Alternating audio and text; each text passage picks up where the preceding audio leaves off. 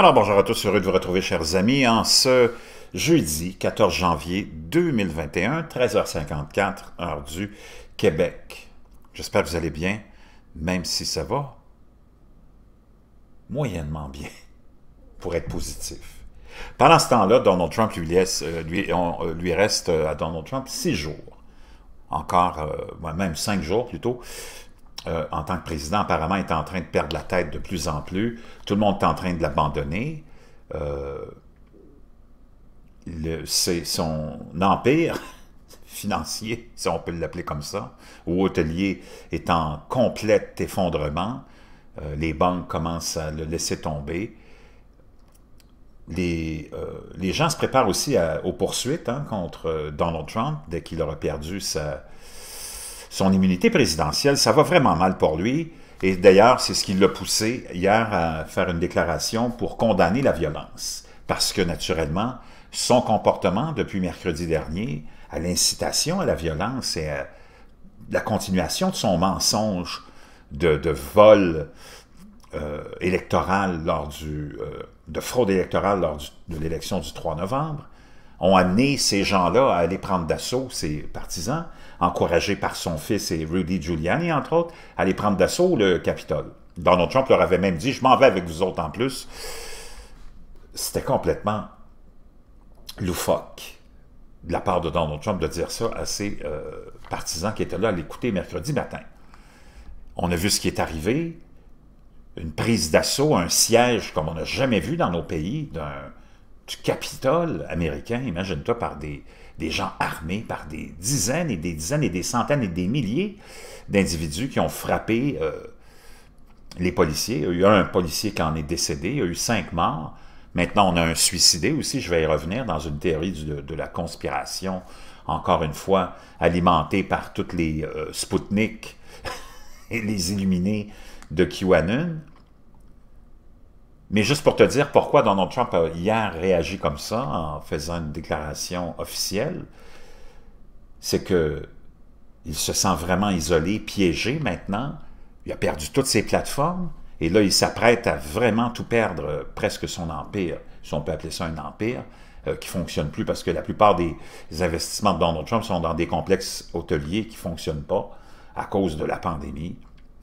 Et il y a beaucoup de gens qui lui réclament, ils vont lui réclamer de l'argent, et il y a beaucoup de gens qui vont aussi l'accuser de toutes sortes de choses, incitation à la violence. Tu as plein de gens, j'imagine, de ces familles-là qui vont poursuivre l'ex-président le 20 janvier, pour les avoir incités à croire à un mensonge. Tu vas voir la quantité de poursuites civiles devrait être un record dans l'histoire des États-Unis. Imagine toutes ces centaines et ces centaines d'individus qui sont allés prendre d'assaut le Capitole et qui sont maintenant tous identifiés, parce qu'ils se sont tous identifiés eux-mêmes avec des vidéos et des selfies, se font tous maintenant visiter par le FBI et reçoivent toutes des mises en accusation, et les condamnations peuvent aller jusqu'à 20 à 30 ans de prison. Imagine-toi, tu as ruiné ta vie pour un homme qui n'en vaut vraiment pas la peine, qui n'a absolument rien fait pour la classe moyenne, puis pour personne, sauf pour les riches, et qui, dans une dernière tentative d'amener les républicains et Mike Pence à rejeter une élection dûment gagnée par Joe Biden, s'est abaissé et a envoyé des centaines et des centaines, des milliers d'individus, pour la plupart assez jeunes, vers quoi maintenant? Vers un avenir vraiment incertain, parce qu'ils vont faire face à des accusations très sérieuses. Et ces gens-là, eh oui, pense-y 2 secondes quand tu t'embarques dans des mouvements radicaux et surtout conspirationnistes. Tous ces gens-là, maintenant, font face à des dizaines et des dizaines et des dizaines d'années de prison. Est-ce que ça vaut vraiment la peine? Et la dernière conspiration en liste, c'est le fameux ordinateur portable de Pelosi manquant, qui fait la couverture parfaite pour la désinformation. Ça nous est rapporté par le Daily Dot Des fuites forgées apparaissent déjà en ligne et de nombreuses autres pourraient être à venir. Un ordinateur portable qui aurait été volé dans le bureau de la présidente de la Chambre, Nancy Pelosi, lors du siège du Capitole la semaine dernière, devient rapidement une source majeure de désinformation. L'appareil a disparu après que des partisans du président Donald Trump ont pris d'assaut les couloirs du gouvernement et saccagé le bureau de Nancy Pelosi lors d'une tentative d'empêcher le Congrès de certifier les votes du collège électoral. Depuis le jour du scrutin, un sous-ensemble croissant de partisans de Trump s'est radicalisé de plus en plus par les théories du complot qui prétendent que l'élection présidentielle de 2020 a été volée en raison d'une fraude électorale généralisée. Les fausses allégations, qui proviennent de forums d'extrême droite et d'éminents théoriciens du complot, ont été encouragées à plusieurs reprises par le président ainsi que par d'autres législateurs conservateurs. La croyance erronée que la démocratie s'effondrait avant eux a finalement conduit les loyalistes les plus ardents de Trump à violer le Capitole, entraînant la mort de 5 personnes dans le processus. Et en réalité, ce sont les actions du groupe qui ont constitué l'attaque la plus importante contre la démocratie dans la mémoire moderne.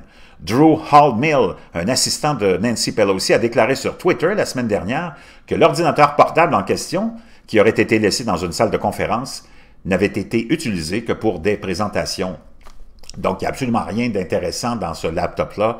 Ce n'est que du n'importe quoi, mais naturellement, il s'agit qu'un événement comme ça se produise dans un contexte comme ça, avec toute une bande de conspirationnistes, et tu pars dans la dérive, encore une fois. Mais en l'absence d'autres informations disponibles, l'incertitude quant à savoir qui a pris l'appareil et ce qu'il contenait a donné une ouverture aux artistes de la désinformation, et des fuites fabriquées font déjà leur chemin en ligne. Bien que d'autres appareils électroniques aient également été volés, y compris un iPad appartenant au House Minority Whip Jim Clyburn, le statut de Pelosi parmi les théoriciens du complot d'extrême droite en fait la cible la plus probable pour de fausses déclarations. Et tout comme sur des roulettes, une lettre prétendument écrite par Nancy Pelosi au maire de Portland, Ted Wheeler, est apparue en ligne ce week-end.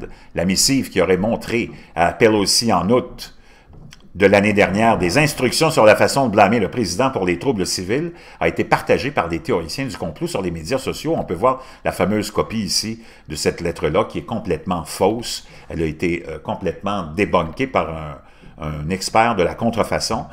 Alors, la contrefaçon a été fabriquée à la hâte et décomposée aussi vite qu'elle avait été diffusée. Brandon Keefe, enquêteur en chef du WXIA, 11 Alive d'Atlanta, a analysé la photo et a constaté que la signature de Pelosi ainsi que le sceau en haut de la lettre avait été copié ailleurs. S'adressant au Daily Dot, Keefe a expliqué qu'il avait modifié les niveaux de saturation et de luminance de la fausse lettre, révélant la proéminence étrangère de nombreux éléments, comme on peut le voir ici. Keefe a retracé à la fois la signature et le sceau dans une lettre distincte vendue sur eBay pour 175 $ après avoir passé au crible les résultats d'images sur Google. Dans la lettre originale, qui ne comptait que quelques phrases, Pelosi a remercié un homme en 2007 pour son soutien et a noté qu'elle avait joint plusieurs photos autographiées. Donc c'est là où on a trouvé cette signature-là et c'est là où on l'a utilisé pour faire ce document complètement bidon et faux. Les deux lettres incluaient également un code unique dans le coin inférieur droit, un autre élément qui a permis de découvrir la provenance de l'article. Le code FF74722 indique que le document a été authentifié. Il s'avère que le propriétaire de la lettre originale a fait vérifier la signature avant de la mettre aux enchères en ligne. Un enregistrement concernant la signature peut être trouvé sur le site web de James Spence Authentication, un des principaux authentificateurs d'autographes basés en Floride. Donc, je vous laisserai cet article-là dans la boîte de description. Outre les manipulations numériques, l'ordinateur portable manquant s'est déjà retrouvé au centre d'une tradition conspiratrice qui remonte aux premières allégations de fraude électorale début novembre. Le lieutenant général à la retraite de la US Air Force, Thomas McNerney, qui a contribué à répandre de nombreuses allégations démystifiées entourant l'élection, s'est également attaché à l'histoire de l'ordinateur portable. McNerney a fait la une des journaux le mois dernier après avoir prétendu à tort que des soldats de l'armée américaine avaient été tués par des agents de la CIA en Allemagne chargés de garder un prétendu serveur électoral utilisé pour voler des votes au président. Toute la théorie est issue d'un seul adepte de la théorie du complot, QAnon, sur Twitter, et a rapidement évolué au fur et à mesure qu'elle se dirigeait vers d'imminentes personnalités de droite. Maintenant, McNerney, qui est également une figure éminente parmi les adeptes de QAnon, a affirmé que les tentatives de destitution de Trump sont enracinées dans l'ordinateur manquant qui contient censément des preuves si cruciales qu'elles annuleraient les élections. Dans une vidéo largement partagée sur les réseaux sociaux, McNerney allègue que les forces spéciales de l'armée américaine ont pu sécuriser l'ordinateur portable après avoir infiltré les Antifa, un collectif sans chef de militants antifascistes d'extrême gauche, alors que le Capitole était submergé. Aucune preuve n'existe pour étayer la réclamation. Les personnes accusées d'avoir des liens avec les Antifa ont été rapidement identifiées et considérées comme des partisans de longue date de Donald Trump. Un porte-parole du commandant des opérations spéciales de l'armée américaine a également déclaré qu'aucune information ne montre que quiconque est actuellement ou a été précédemment affecté à une organisation impliquée dans le vol de biens au Capitole. Donc, pourtant, la conspiration d'esprit des utilisateurs de Twitter ont déjà commencé à pointer du doigt à de nombreux groupes sur le terrain en courant continue la semaine dernière pour tenter de prouver qu'une telle opération a eu lieu. D'autres ont connecté l'ordinateur portable manquant à une conspiration distincte en affirmant que Trump passait au crible le contenu de l'appareil dans un bunker souterrain au Texas ou au Colorado cette semaine. Dans leur esprit, Trump remonterait sans aucun doute du complexe fortifié avec suffisamment de preuves pour obtenir un deuxième mandat malgré l'échec de toutes les autres prédictions similaires. Bien que la principale conspiration soit centrée sur l'obtention de l'ordinateur portable par les soldats des forces spéciales, une autre branche diffusée sur Facebook affirme que l'appareil a en fait été pris par un manifestant qui s'est suicidé peu de temps après. L'histoire, comme les théories du complot les plus efficaces, contiennent des informations précises. Un homme de Géorgie, Christopher Stanton, 53 ans, s'est suicidé à son domicile samedi après avoir été inculpé pour son implication dans l'insurrection du Capitole. Cependant, les affirmations selon lesquelles Stanton était entré dans le bureau de Pelosi et que sa femme avait jugé sa mort suspecte sont toutes deux fausses. Maintenant, parce qu'il n'est pas rentré dans le bureau de Pelosi, et c'est pas lui qui est rentré dans le bureau de Pelosi, je vais vous montrer c'est qui. Maintenant, la dernière conspiration a émergé, affirmé que l'ordinateur portable contenait également des preuves du projet de Pelosi de vendre General Electric, le conglomérat multinational américain, au gouvernement chinois. L'affirmation semble provenir d'une rumeur qui a commencé à circuler en ligne la semaine dernière, selon laquelle la société chinoise présumée Ayer avait acheté GM pour 5,4 milliards de dollars. La vérité, cependant, est que Ayer n'a acheté que les activités d'appareils électroménagers de General Electric et non la société entière, et l'achat a eu lieu en 2016. L'affirmation selon laquelle General Electric est en train d'être vendu au gouvernement chinois est manifestement fausse, elle aussi. Avec la nouvelle de l'ordinateur portable manquant toujours en ligne, ce n'est qu'une question de temps avant que d'autres falsifications n'apparaissent naturellement, et bien que la lettre fabriquée n'ait pas réussi à convaincre de larges pans de théoriciens du complot, des acteurs plus capables pourraient très bien intervenir pour combler le vide. Ah, c'est incroyable. Donc, il y a un homme, selon Forbes, vraiment, qui était un homme accusé dans l'attaque du Capitole américain qui meurt par suicide. C'est ce fameux bonhomme dont on parlait tout à l'heure, George, comment il s'appelle? Stanton. 53 ans, est décédé samedi des suites d'une blessure par balle à la poitrine, a déclaré le bureau du médecin légiste à la filiale 11 Alive de NBC. Donc, le bureau du médecin légiste du comté n'a pas immédiatement répondu à une demande de commentaire de Forbes. Une page LinkedIn qui semble appartenir à la Géorgie l'a répertorié comme un gestionnaire de portefeuille régional chez BT&T, une société de portefeuille bancaire qui a fusionné avec SunTrust en 2019 pour devenir un Trust Financial jusqu'à sa mort, il y a quelques jours. Donc, c'est un homme qui avait quand même une carrière importante, mais qui a sombré dans cette espèce de délire collectif des pro-Trump, qui avait eu une fraude majeure, et lui, il s'est laissé embarquer là-dedans, est allé jusqu'au Capitole, rentré dans le Capitole, et maintenant, le FBI était allé chez lui et faisait face à des accusations vraiment importantes. Ces gens-là, tous ceux qui ont commis ces actes-là, ils font face à des accusations de 10, 15, 20 ans de prison. Donc, imagine-toi, ce gars-là, il y a combien sont des gens quand même pas vraiment méchants, qui sont fait embarquer par un président complètement corrompu. Et là, il se retrouve avec des possibilités de 15, 20, 25 ans de prison. Il n'a pas été capable de le prendre, faible, et puis il s'est suicidé. C'est ce qui est arrivé avec ce pauvre bonhomme-là. Maintenant, celui qui est rentré dans le bureau de Pelosi, c'est lui ici qu'on voit, Richard Barnett. C'est lui qui est rentré dans le bureau de Pelosi, et non pas l'autre. Richard Morris Barnett de Gravit a fait face mardi à un juge fédéral alors qu'il faisait face à des accusations liées à l'insurrection au Capitole américain. Les procureurs ont demandé 3 jours pour se préparer à l'audience de détention de Barnett et il était prévu vendredi à 12h30. Il sera détenu au centre de détention du comté de Washington, au moins jusqu'à son audience. Les accusations fédérales sont lues comme suit. Entrer ou rester sciemment dans un bâtiment à accès restreint ou sur un terrain restreint, sans autorisation légale, tout en portant une arme dangereuse, peine jusqu'à 10 ans d'emprisonnement et 250 000 $ d'amende. Entrée violente et conduite désordonnée sur les terrains du Capitole, peine jusqu'à 6 mois d'emprisonnement et 5 000 $ d'amende. Et un autre, vol de biens publics, peine jusqu'à 1 an d'emprisonnement et une amende de 100 000 $. Wow!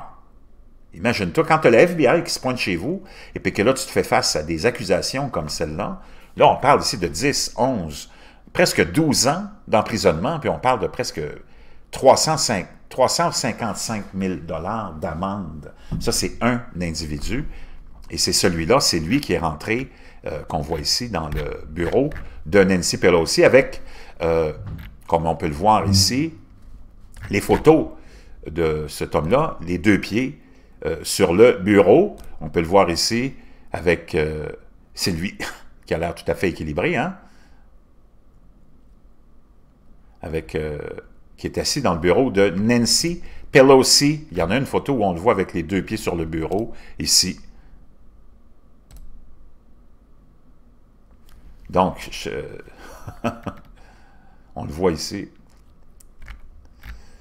La photo est coupée, là, mais... C'est Richard Barnett, c'est lui qui est entré dans le bureau et non pas l'autre. On le voit ici, tiens, les 2 pieds sur le bureau. L'organisation Arkansas Patriot a publié samedi une déclaration niant toute affiliation avec Richard Barnett, l'homme de Gravit, photographié avec son pied sur un bureau dans le bureau de la présidente Nancy Pelosi lors de l'émeute du Capitole. Donc, fait face à lui, déjà, juste lui, une douzaine d'années de prison, imagine-toi. Donc ça, c'est lui, ce bonhomme-là, un homme photographié dans le bureau de Pelosi, se rend aux autorités de l'Arkansas. L'homme photographié dans le bureau de Pelosi, lors des émeutes de mercredi, s'est rendu aux autorités de l'Arkansas, a confirmé vendredi un porte-parole du FBI. Richard Barnett, 60 ans, donc imagine-toi, tu es rendu à 60 ans, puis tu te retrouves dans une situation comme celle-là parce que tu as écouté un président corrompu qui ment depuis le 4 novembre et qui a enflammé ses partisans et qui les a amenés à commettre des gestes irréparables. Cet homme-là se retrouve maintenant dans de beaux draps. 60 ans, imagine, tu as 60 ans. Il me semble que ce n'est pas à l'âge où tu as envie d'avoir ces casse-têtes-là, ces problèmes-là. Tu as 60 ans, puis là, tu te retrouves entre les mains du FBI, et tu vas faire face à, puis il va y avoir peut-être d'autres accusations qui vont apparaître, faire face à au moins 12 à 13 ans d'emprisonnement, 300 000 $ d'amende, tu as 60 ans. C'est vraiment comme ça que tu avais envie de finir ta vie? Parce que tu as un président corrompu, malhonnête, égocentrique, fasciste, totalitaire, qui voulait rester au pouvoir contre la volonté du peuple, puis qui a parti un mouvement Stop the Steal complètement bidon, puis toi, tu t'es fait embarquer là-dedans, et puis c'est toi qui se retrouves face. Wow! À passer peut-être le restant de ta vie en prison, avec des dettes que tu ne pourras jamais, jamais arriver à payer. Est-ce que ça valait vraiment la peine? Je ne sais pas. Mais une chose est certaine, wow! C'est pas un cadeau, les amis. C'est vraiment pas un cadeau. Donc, celui qui s'est suicidé, Christopher Stanton, c'est pas lui qui a pris le portable. Puis le portable, c'était un portable qui était utilisé pour faire des... Penses-tu vraiment que Nancy Pelosi, qui est en politique depuis 50 ans, son père a été en politique, maire de Minnesota, je pense, ou d'une ville américaine pendant des décennies. Penses-tu vraiment que Nancy Pelosi, qui est encore là, qui a réussi à mettre Donald Trump dans sa petite poche pendant 4 ans, Penses-tu vraiment qu'elle serait assez idiote pour laisser un portable qui contiendrait plein de renseignements tellement importants, comme ça, n'importe où? Franchement, c'est du n'importe quoi. Ce portable-là, comme on nous l'a raconté, ben, c'est un portable qui était utilisé pour pas grand-chose, pour faire des présentations. Et que tout ça, cette fameuse lettre-là que vous avez vue, est complètement fausse. Et c'est du n'importe quoi. Et là, il faut que tu saches qu'il y a plein de ces gens-là qui sont allés écouter Donald Trump et qui sont allés au Capitole, qui vont faire face. Il y en a à 30. Il y a un policier qui est mort, là, qui a été frappé à mort. Je ne sais pas si ça valait la peine, mais vous allez voir plein de théories du complot, parce que là, c'est sûr que c'est du bonbon pour ceux qui font dans la théorie du complot. Mais c'est important de comprendre que c'est du n'importe quoi, comme tout le reste. Comme Donald Trump a été du n'importe quoi. Comme sa présidence a été du n'importe quoi, comme sa gestion a été du n'importe quoi, mais du n'importe quoi qui ont laissé des traces pour tout le monde. Et ces gens-là, maintenant, font face à la prison. Wow! Je ne sais pas si ça te donne une petite leçon sur la prudence que tu dois avoir quand tu vois des fake news, des théories du complot, puis des appels de politiciens corrompus, totalitaires, qui t'amènent à commettre des gestes qui vont ruiner tout le reste de ta vie.